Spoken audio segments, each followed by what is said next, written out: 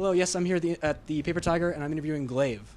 How has your tour been so far, Glaive? Oh, it's been great. it's been fun. We've been all over it, and now we're in San Antonio, and it's a beautiful day. Very cool. Okay, so over the summer you went on tour with Kid Leroy. I did. How was your own tour compared to that one? They're both very fun. I mean, the Kid Leroy's tours in Europe, and I'd never been, so I was like, wow, that's crazy. But I've also never been to, like, pretty much all the places we went on this tour. We went to, like, Grand Rapids, Michigan, and like just places that I never thought I'd be at, and now I found out they're all really nice. Like everything's really nice. I would say they're like the same idea, kind of going to different places, but they're both the same amount of enjoyment. Nice. How are you enjoying Texas so far? I like it. It's way too hot for me. Yeah, I can't deal with it. I'm from North Carolina, and it's like I just can't. We were walking today, and I literally thought I was gonna pass out and die. Yeah. It's just too much for me. But like if the weather was perfect, it would be a great place.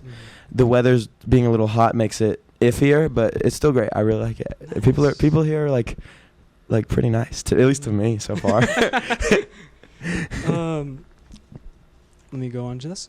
So I heard you were growing up in Hendersonville, which is in North Carolina. Yeah. You say it's very small. It's also kind of boring at times. Are there any places there that you do find a lot of inspiration for? Like, are there great like personal value to you? Well, I definitely, when I was younger, especially like 15, I really didn't like it there, and that's like when I was first doing interviews, and I would just be like, I hate Hendersonville.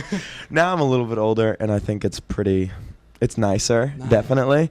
I would say that it's still not my favorite place in the world, but definitely it's more inspiring than it is. It's like, it can be really boring, and it can be kind of like, but it's a very inspiring place. It's very beautiful. We were there for my tour. We did a show there, and it was kind of near Hendersonville, like 30 minutes away.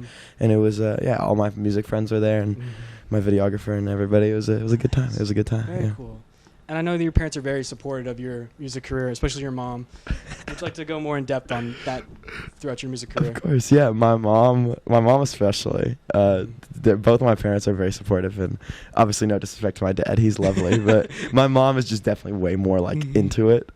She texted me today. I didn't even get the chance to read it because I just walked in here. My mom, I sent her my next like song that comes out, and she sent me back like a 5-page paragraph, and I was like, I love you so much, mother, but I don't know if I can read that right now.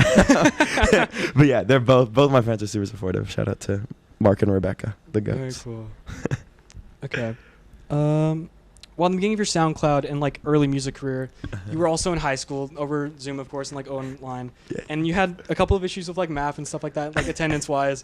How is that going now? Well, I would say that it's not going at all. Okay. I don't go to high school anymore.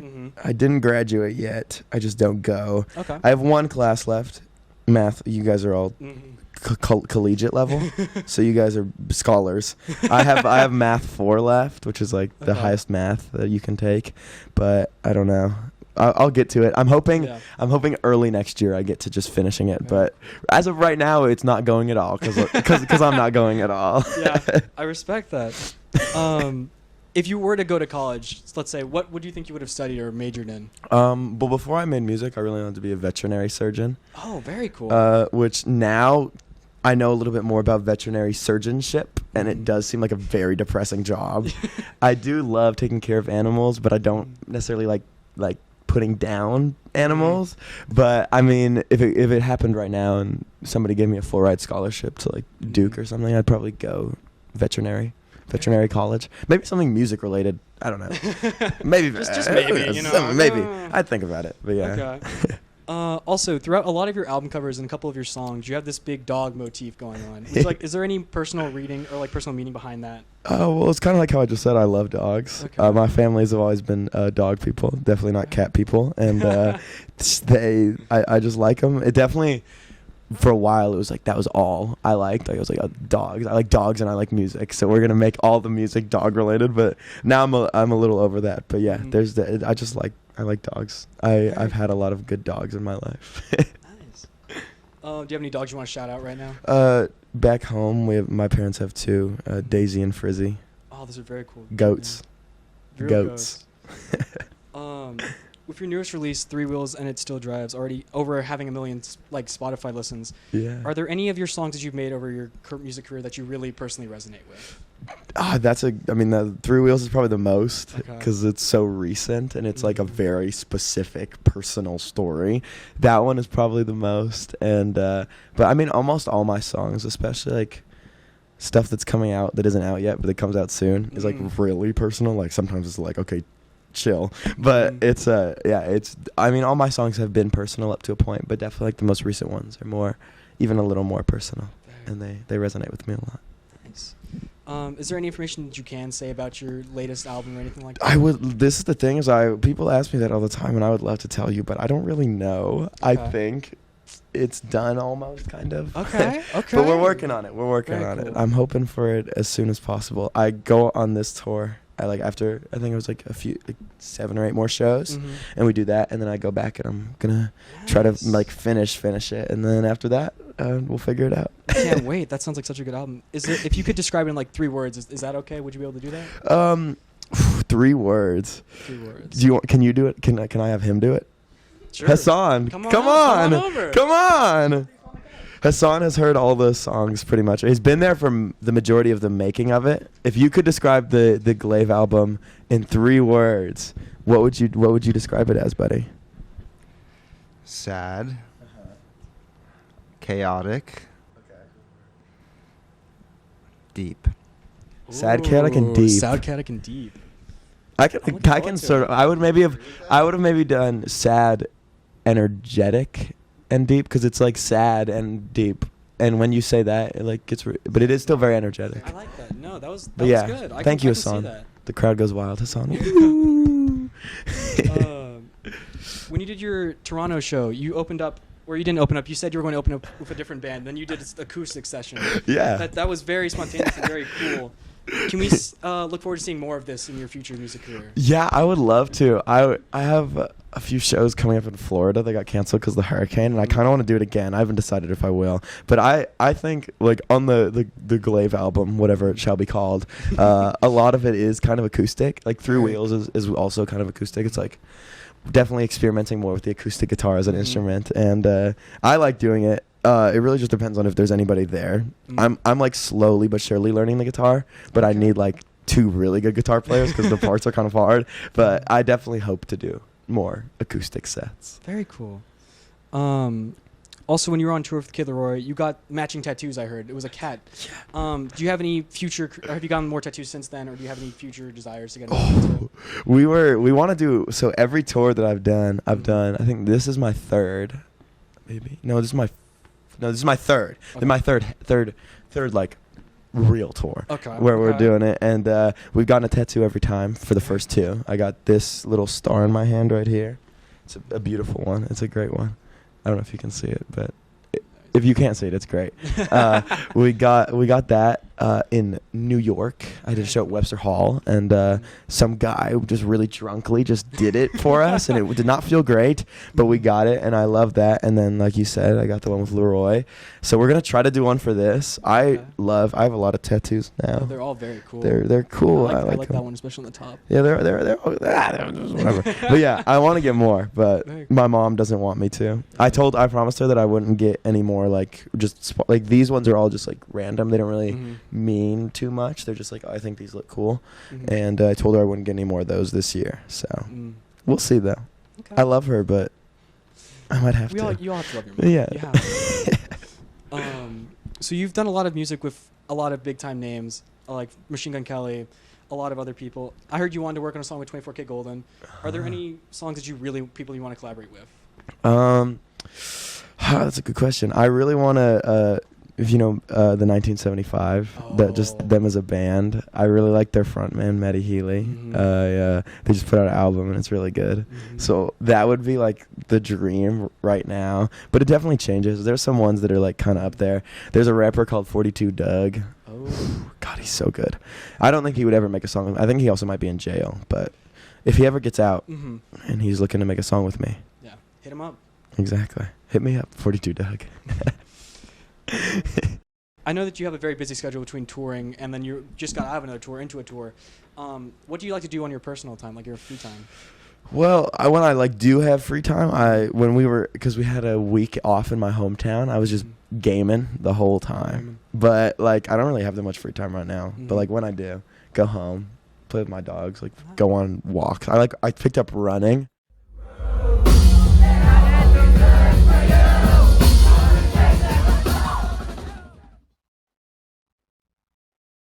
I know your name is from Dark Souls, of course, Dark Souls 3, Yeah. where you were beating this level and you picked up this glaive in the back of the room.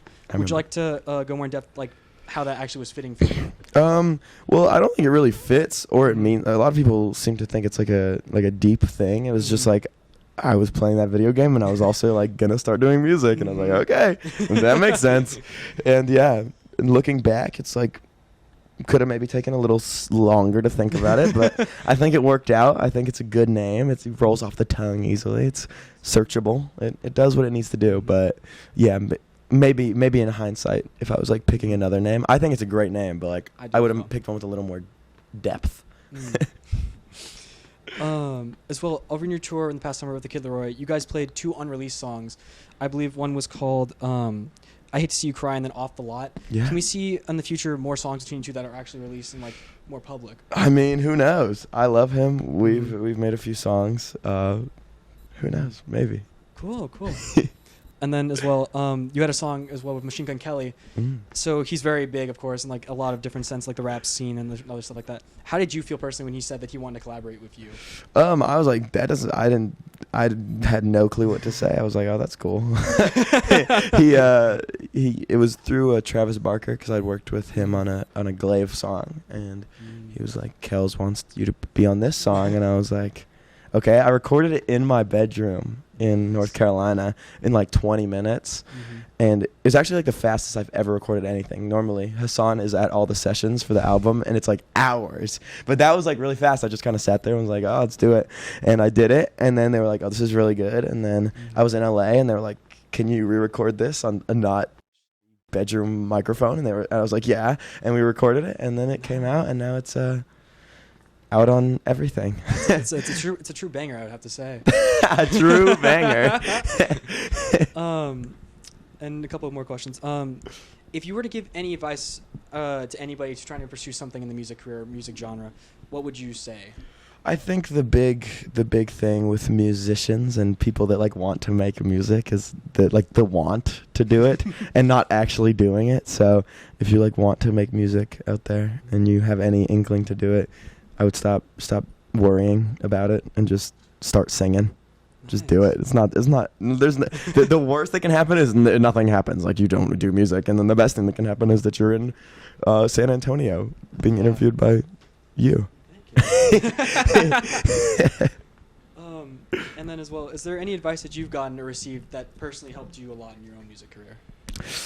I've had some cool advice. This is like kind of a very niche thing, but like we're in the Louvre and in France, and Kid Laroi's very lovely bodyguard. He tells me, this is a business advice. This is not even a music advice. This is a business advice. He was like, you gotta every day, every week, set out 5 hours in one day to just worry about like the business stuff and do all that, and then spend the rest of the entire week doing like creative stuff and like not worrying about anything else other than just like, especially if you're on tour, just worry about the shows. Just do what you can. And I think that we do that now, me and everybody. So it's fun. It's actually a genuinely good piece of advice.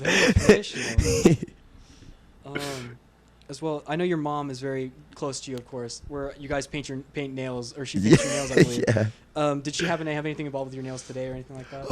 Well, it's been too long, so I've not been home for like 2 weeks now. So she did these are just painted over. The last, my mom did paint the ones before this. She does have very hot takes about my nails, because now that I do them myself, she like has a very strong opinion. She did not like these ones very much, but shout out Rebecca. Even though you don't like my nails right now, I love you. Nice. And then as well, we know you have a lot of history with Eric DOA, and you guys have a big, and also Midwest, a big Discord group going on. Would you like to go more in depth on how you all like initially got together? Yeah, I mean, we all definitely met on the internet. It was like COVID times. I can speak to both of them separately. I met Eric.